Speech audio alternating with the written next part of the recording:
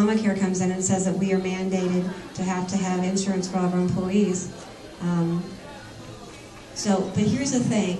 When I started my business 15 years ago, people were saying, what starts a business? With these words, I have an idea.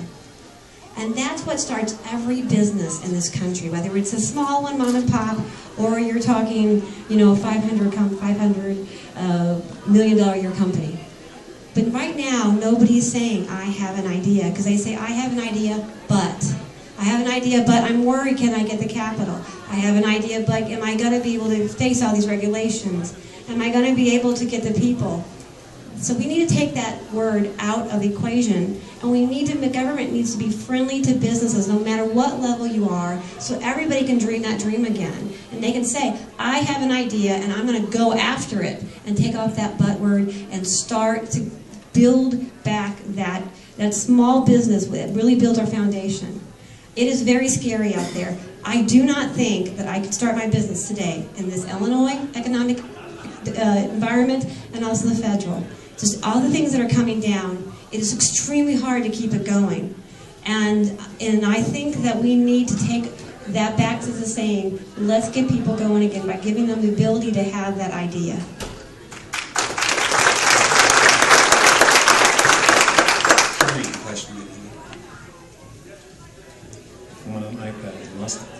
What will you do to improve the current business climate and help business owners feel comfortable enough to expand? I think this is the easiest question of the night.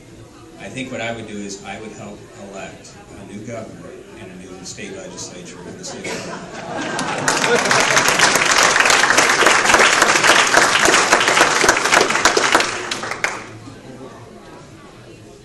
You don't want to say ditto, do you?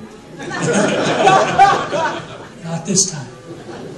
First, I'd ask my dad, who runs a small business, what kind of impact is this bill or this law going to have on your ability to keep people employed and to hire more people? He would be my first resource. All of you would be my second resource. But what I can tell you is, as a business owner, they have to be worried about the uncertainty in this country right now.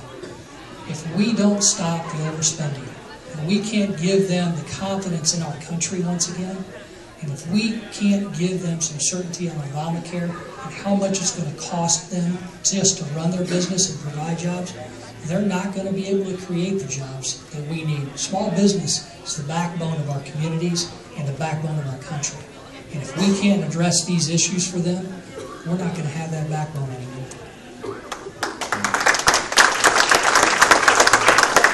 Actually, I'm trying to inject some humor here. I really like when he said ditto because it allowed us to keep moving. Robert, is this for Kathy? I'm sorry, I'm losing my... Yeah, it's Kathy. Robert Dunn of Normal asks, and this question is about student loans. Recently, there has been much discussion about student loan debt and the lack of jobs for many college graduates.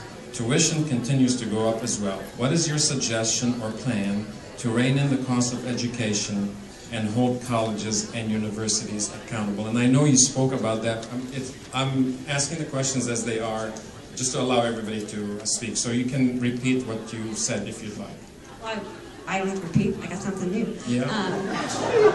This is where I totally get it. How many people have college kids in the room, or going to college, or just got out of college? I feel your pain. Okay. What we have to do, first of all, is we have to make sure that that person who goes and gets that student loan is really serious. I have friends, children, who thought they wanted to go to college, got the student loan, and then felt like, I don't really want to be here. And then they had the student loan.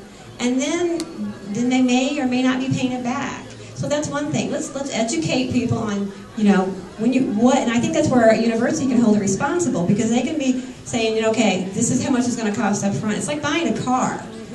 We know how much a car is up front, but the student loan just kind of goes like this year, and all of a sudden you have this huge bill at the end. So let's get people thinking about what they really want to go to school for. That's one thing. And then that commitment, because guess what? The financial bubble's coming. Has anybody heard that? The financial bubble's coming and it's going to burst, and we're all going to be paying for everybody's student loans because they can't afford it. They don't have jobs, and I'll tell you what happens